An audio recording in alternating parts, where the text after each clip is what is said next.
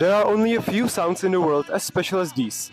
Roar of T-Rex, Windows Vista startup sound and Eric Clapton's woman tone on his guitar. Let me show you just how close I was able to get with my own guitar pedal.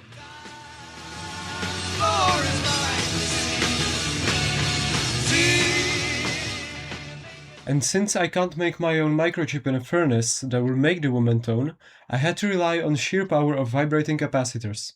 First let me show you what is the woman tone. On guitar we have parts like head, neck, fretboard, jack input, volume controls, and pickups. And the guitar pickup captures the mechanical vibration of the string, and with the magnet and the string being in a magnetic field, the coil is converting the vibrations into electrical signal. It's like a microphone. On electric guitar we have two main types of pickups, single coil and humbucker. Single coil is just a one coil working with signal and electric hum, this sound.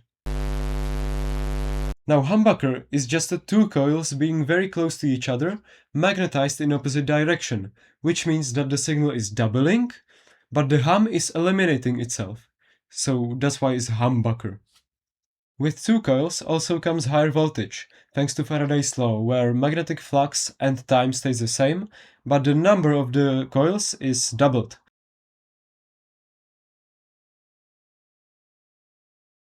Which means it's higher voltage, therefore the amp is driven harder and we have better sound. Guitar sound can be divided into three frequency ranges: bass, mids, and treble. Human voice is strongest in its mid-range frequency. So what Clapton did was switching to the neck pickup and turning the tone all the way down to emphasize mids and to lower the treble. And what he got was electric guitar sound being very close to human sound. Woman tone. Eric Clapton used his Gibson SG and Marshall amp cranked up to the max. However, these conditions can be achieved with the guitar pedal.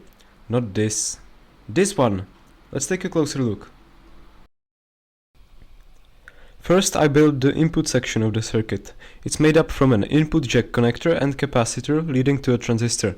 Guitar signal is an AC voltage of about few hundred millivolts. The capacitor passes only the alternating part, so the musical signal itself, and blocks the voltage.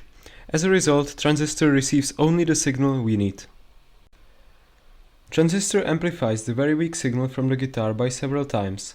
When the signal reaches the base of the transistor opens a path for current from the battery, which powers the circuit externally. And this is where the distortion begins to occur. The first transistor is followed by the tone section of the circuit, which consists of capacitors and resistors. This is where the sound is adjusted to have less treble and more mid-range, much like when Eric Clapton turned down the tone control on his guitar. At the end of the circuit is a second transistor, which further amplifies the already modified signal. Now imagine the tone as a sinusoidal waveform. The transistor can no longer reproduce the original sine wave and begins to clip the peaks of the signal. This effect is called clipping. Clipping creates new harmonic frequencies, which make the guitar sound sharper and fuller, with longer sustain and characteristic distorted sound.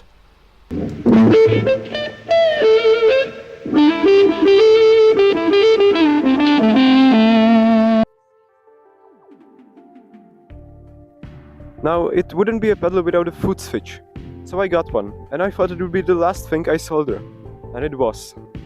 But since my soldering tip looked like this, it was very difficult.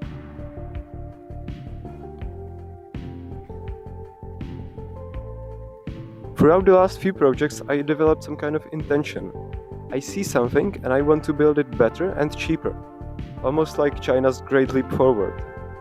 Did you know that the Soviets actually invented reverse engineering?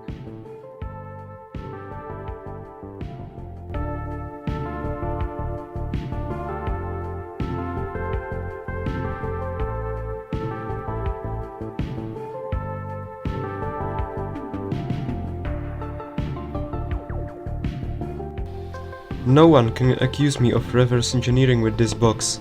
It's precisely measured and every hole corresponds to the component that will go into it. Here at the top we have hole for the foot switch, there is the 9-volt adapter, and these two holes are for jack input and jack output. And here we have the little hole for LED to know where the device is turned on and turned off with the switch.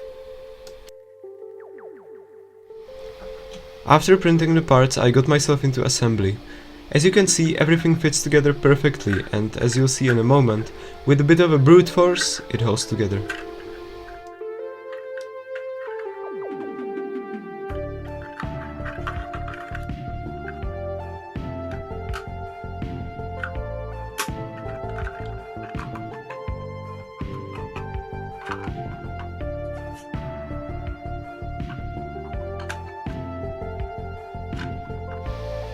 And now the only thing that remains is to try it out.